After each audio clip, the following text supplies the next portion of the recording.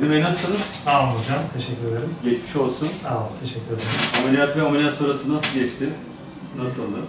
Ameliyat iyiydi, beklediğim gibi oldu. Biraz tabii tedirgindik ilk önce, bu zamana kadar hiç ameliyat olmadığım için. Korktuğum kadar olmadı. Sonrasında da iyiydi, herhangi bir sıkıntı yaşamadım. Herhangi bir sıkıntımız olmadı. Ameliyattan bir gün sonra taburcu ettik zaten. Evet. Ondan sonra hiç ağrınız oldu mu? Herhangi bir sıkıntımız olmadı çok şükür.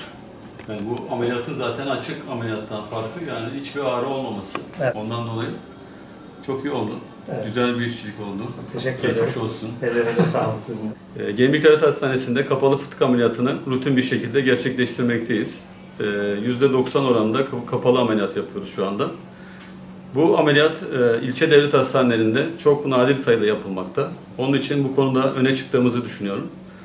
Kapalı fıtık ameliyatı karın zarları, karın kasları kesilmeden sadece ufak birkaç tane delikte girilerek periton dediğimiz karın ön duvarından arkadan girilerek yama koyularak yapılan bir ameliyat.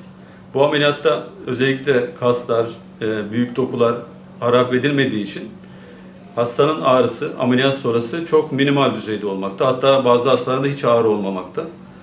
Ameliyat sonrası işe dönüş, normal sosyal hayata dönüş çok kısa zamanda olmakta. Bu da hastanenin yükünü ve normal hayata dönüşü hızlandırmakta. Sağ olun. İyi, sağ olun. Sayenizde iyi oldu.